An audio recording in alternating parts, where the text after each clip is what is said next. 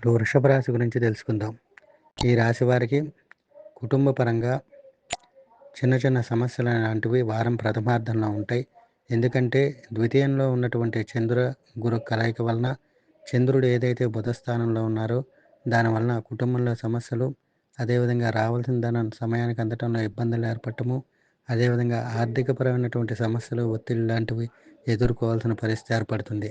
వారు ఎంతైతే ధనం కోసం హ్మ్, ఆరాటపడుతున్నారో అంత రాకుండా కొంచెం వాయిదాలు పడుతూ ఉండటం అనేది జరుగుతుంది. అయితే దీంతో పాటుగా విద్యార్థులకు మాత్రం వారం ప్రథమార్థంలో కొంచెం చికాకులు లాంటివి ఉంటాయి. వారం ద్వితీయార్థం నుంచి కలిసి వచ్చేటటువంటి కాలంగా చెప్పవచ్చును. ప్రథమార్థంలో వారు అనుకున్న ప్రణాళికలకు విరుద్ధంగా జరగటము, ఉత్తీర్ణత శాతం తగ్గటము, అదేవిధంగా ప్రతికూలమైనటువంటి ఫలితాలు గోచరిస్తున్నాయి. వారం ద్వితీయార్థం నుంచి కలిసి వస్తుందని చెప్పవచ్చును. అదేవిధంగా ఈ రాశి వారికి ఉన్నంతలో సుఖవంతమైన జీవితం, అదేవిధంగా వాహన కొనుగోలు చేసేటటువంటి యోగ్యత, స్థిరాస్తి కొనుగోలు చేసేటటువంటి యోగ్యత అనేటటువంటిది కనిపిస్తున్నది.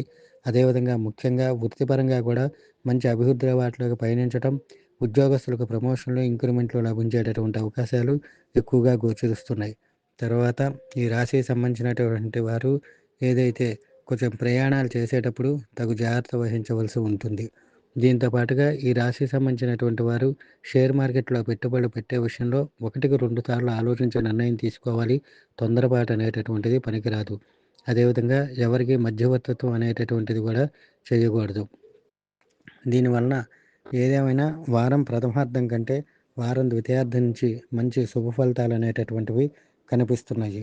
కనుక వీరికి ఉన్నటువంటి సమస్యలను అధిగమించడానికి ప్రతినిత్యం హనుమాన్ చాలీసా వినటము, అదేవిధంగా మంగళవారము, శనివారం ఆంజనేయ స్వామి గుడిలో 9 ప్రదక్షిణాలు చేసి గంధ సింధూరంతోటి, తమలపాకులతోటి అష్టోత్తర పూజ చేయటం వలన వీరికి ఉన్నటువంటి సమస్యలకు చక్కటి పరిష్కారం అనేది